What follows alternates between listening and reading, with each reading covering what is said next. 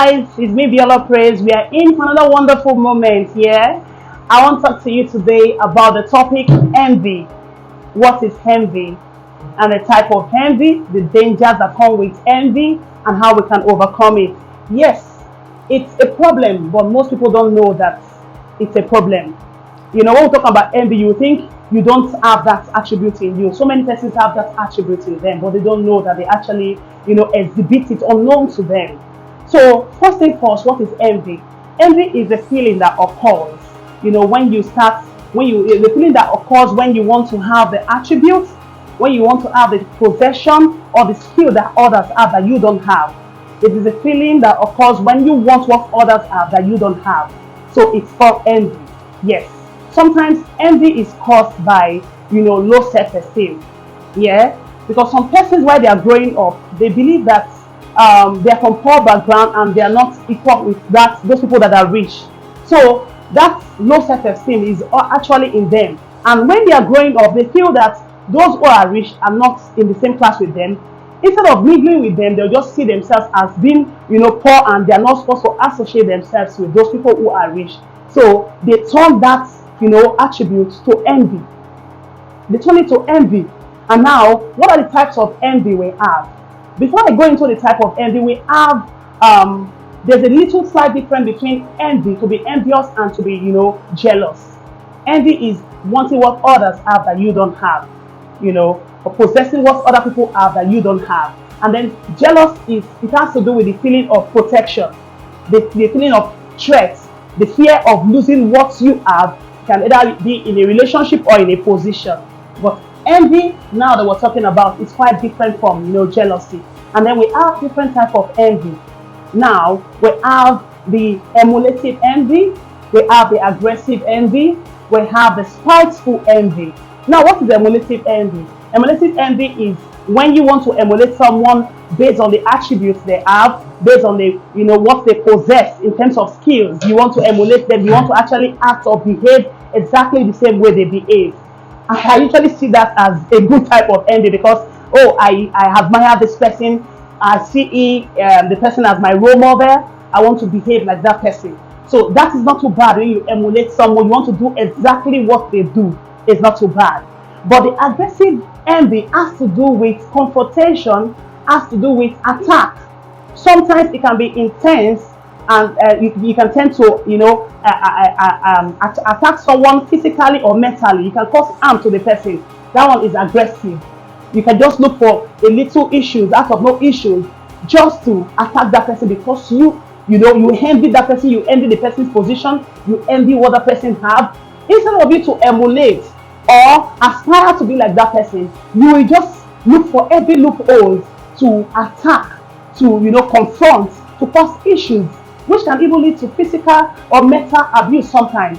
So that is not good. That aggressive part of envy is very, very bad. And then we have the spiteful envy.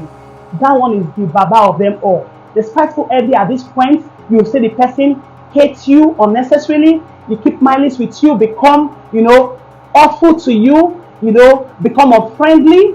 At this point, they can even go spiritual sometimes. They can go spiritual and then tend to look for something to harm you just to get what you have that they don't have. They just want to harm you to enable them get that position that you occupy or that they don't have. So it's very, very bad. That spiteful one is the height of it.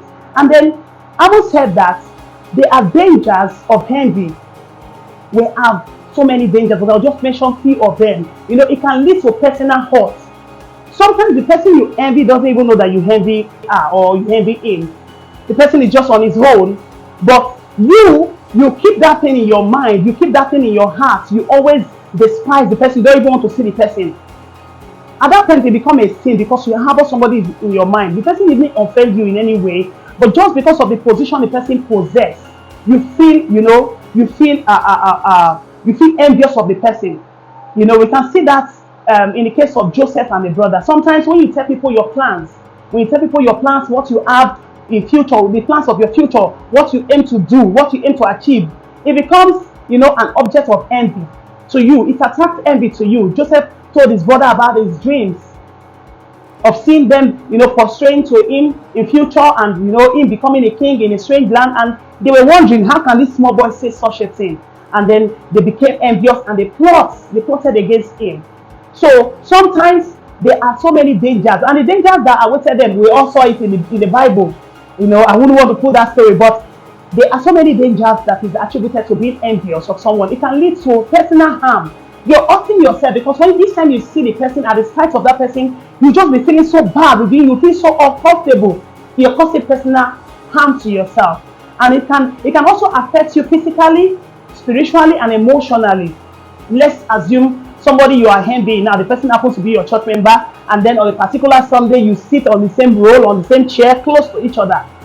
And my dear brother or sister, you would never be able to flow with the things of the spirit, because you have other person in your mind. What does the evil think she is? She feels so full of herself, maybe because of the way the person dresses, and then you just envious of that person without anything, without any issues. It attracts, emotional and spiritual effect on you, if you don't know, because you will not be able to concentrate.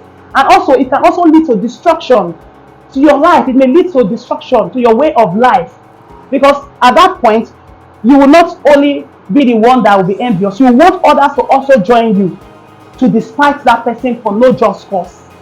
This thing happens every day in our offices, it happens every day in our place of worship, it happens even in our family. But sometimes we just feel it doesn't happen, but it does happen. And most people that actually have these attributes, they don't know it. Some persons know it and they do it purposely, but most people don't know it, but they have that spirit of envy in them. And how can we overcome this spirit? Number one, you have to acknowledge the fact that you have envious spirit in you. The Bible said so. You have to acknowledge the fact that you have that envious spirit in you, and you have to drop it first. Because the Bible also said that when there is envy in our hearts, it can cause harm. It can cause harm in our environment, it can cause harm in any situation. So you have to acknowledge the fact that you have that envious spirit first.